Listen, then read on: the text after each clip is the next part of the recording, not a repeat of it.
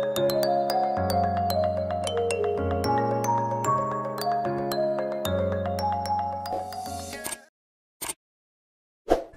guys! Welcome back to my YouTube channel. If you're new here, it's me, Rona B. Ako pa rin to. Nagbago lang yung hairstyle ko. Nagparaban kasi ako. Actually, second time ko palang magparaban dahil hindi ako makahanap ng time para ayusin ang buhok ko. Pero, ato na siya. Bagay ba? Bagay ba sa akin yung bago kong hairstyle? Sana nagustuhan nyo. Comment down below kung nagustuhan nyo ang bagong hairstyle ko. Comment red heart kung bagay ba sa akin. Tapos, comment blue heart kung hindi. Basta heart. Today, we will be having a reaction video of my childhood pictures. Medyo mahina lang yung boses ko dahil 5:30 AM pa lang ngayon. So excited na ba kayo makita yung mga pictures ko nung bata? Ako kasi excited na. Ang dami kong pictures dahil mahilig akong kunan ng aking mga magulang. Kaya ato siya. Huwag na natin patagalin pa. Simulan na natin. First picture was taken beside the daycare center. Piling ko kasi naiinggit ako dito sa mga batang pumapasok. Kaya binili ako nila mama at papa ng backpack. Tapos, kapag lumalabas ako, umuupo ako dyan. Inihingi siguro ako nila ng bangko dun sa looban. Tapos, dun ako sa labas para kita ko yung mga batang pumapasok. Mukha ko. Next naman. Next picture ay batang-bata pa. Batang-bata pa ako dito. Isang park to siguro sa Manila dahil nung bata ako ay napunta kaming Manila dahil nagpapa-check up yung papa ko. Tapos, napaka-supportive ko talaga sa Nature Garden. Yung damit at shirt ko, Nature Garden. Idol na idol ko si Shanshai. Cute naman. Cute ko dito. Taba-taba ako. Sana bata na lang ako ulit. Next picture. Wow. Naka-black shoes pa ako dito. Tapos, bata pa lang pala ako, I love McDonald's na. Hanggang sa paglaki, love na love ko ang McDo. At, magkakaroon tayo ng video about McDo dahil naging part ng life ko ang McDonald's. Kaya, hintayin niyo yung video ko about dyan. Siguro, kasama ko yung mga taong naging part ng McDonald's life ko. Next ay oh, wow. Ang cute ko naman dito. Love na love ako ng papa ko. Miss you pa. Takot siguro ako sa crocodiles. Kaya, ganito yung mukha ko dito. Sweet na ng papa ko. Ang cute. Grabe, sana bata na lang ako. Yung mukha ko, takot na takot sa crocodiles. Parang napilitan mag-picture. Next picture ay grabe yung mukha ko dito. Hindi pa nakapost. Pinicturean na agad ako. Pati mama ko, hindi pa rin pala nakapost. Yung picture ko kasama yung papa ko. Tapos, sa Manila sa Tukuwa. Sobrang ganda pa dati ng Manila sa, diba? Ang daming mga hayop. Tapos, dinadayo siya. Next picture ay nagpapakain ako ng elepante dito. Feeling ko natatandaan ko siya. Nung una takot pa akong magpakain ng saging ata to. Oo, saging sa elepante dahil sobrang laki ng elepante, diba? Kaya feeling ko pag pinakain ko siya, baka maganon ako nung basta takot ako. Nung una, pero okay naman. Ang cute ko nga eh. Char.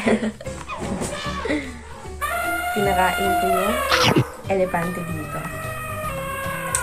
Tapos, yung next picture ko naman, grabe. siguro, 4 pictures to na ipapakita ko sa inyo. Tapos, pare-parehas lang yung post ko. Ewan ko ba sa mga magulang ko. Gustong-gusto ata yung gantong mukha ko. Nakakailan na. Pati yung unang picture na kasama yung mama ko. Ganto din yung picture. 4 pictures to na pare-parehas lang talaga. Promise. Ato. Ayan. Grabe. Ako to Tapos, puro nakaganan lang yung pose ko. Favorite pose to ata ng mga magulang ko dahil 4 pictures. Same place. Same emotion Same pose. Kita nyo ba? Grabe. Sana bata na lang ako. Sarap mamasyal, no? Pre pa. Kasi hindi ikaw gagastos. Kasi, syempre, bata ka pa lang. Sarap mamasyal nung bata. Sarap talaga maging bata. Ang dami mong pwedeng mapuntahan. Grabe yung mukha ko dito. Parang gutom na gutom na. Pinapakain naman pa ako ng magulang ko. Pero yung mukha ko talaga dito. Para nag-aantay ng pagkain. Or na-late ata siguro yung lunch. Tapos gutom na ako. Kaya ganito yung itsura ko dito. Nakaganto Parang gutom na talaga. Next picture ay isama ko yung ninang ko dito. Hi, ninang dyan. Ang bait ko tignan dito Ayan, so picture muna kasama si ninang para papaskuhin. Mabait dapat para papaskuhin tayo sa Pasko. Merry Baka Christmas! naman, advance Merry Christmas sa inyo. Sana masaya ang Pasko nyo. Yan. Sana nagugustuhan nyo ang itsura ko ng bata. Taba ako ng bata. Tapos, pumapayat na kapag lumalaki.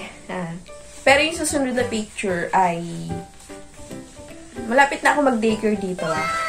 Next picture, kasama ko naman yung childhood friend ko na si Trisha. Hi, Trisha!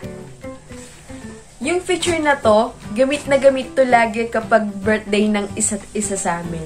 Dahil sobrang favorite feature namin to. Taba ko dito, nakapalda pa kaming dalawa. Palaspas to sa lumban. Diba kapag may palaspas, uso yung mga kubo?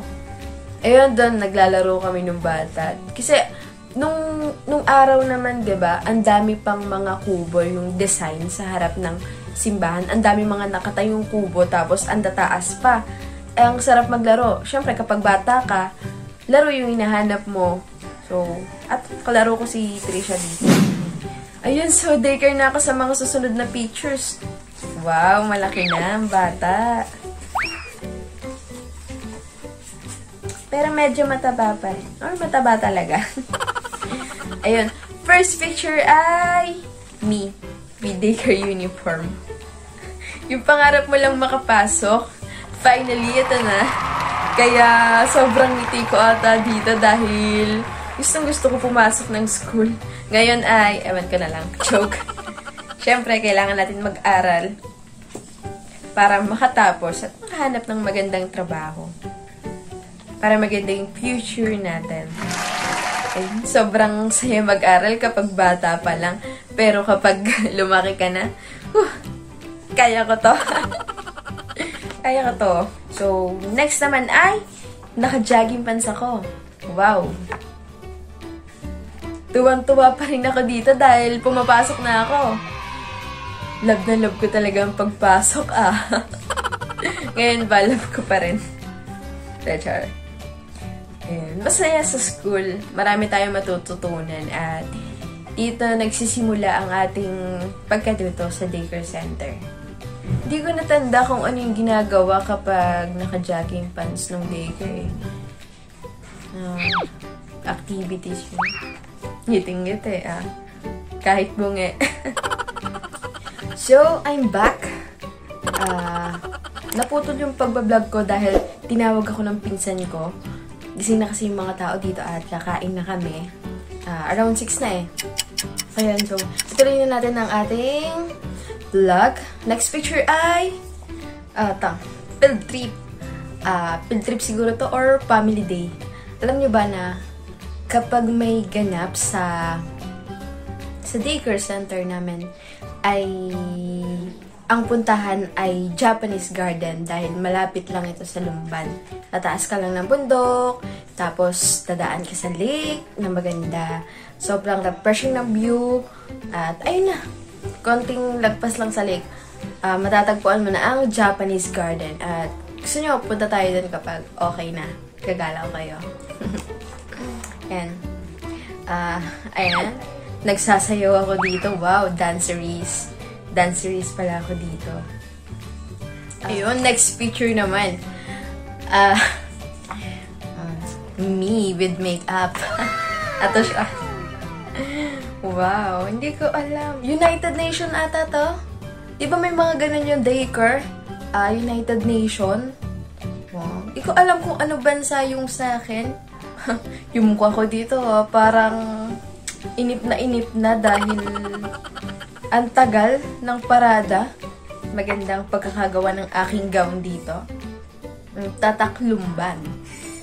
Kaya kung naghahanap kayo ng mga barong, mga gown, alam niyo naman na sobrang ganda ng gawa kapag sa Lumban kasi nga embroidery capital of the Philippines. Last but not the least picture ay nung umabay ako sa isang kasal. Kasal siguro to ng pinsan ko. Wow! Ang ganda nung angulo ng pagkaka-picture sa akin. Naka-side view. Uy, may bracelet na design dito. Kanina yung ano lang na orange. Hindi ko alam kung anong tawag dun eh. Pero wala akong partner, no? Kaya di ako pinigyan ng partner dito.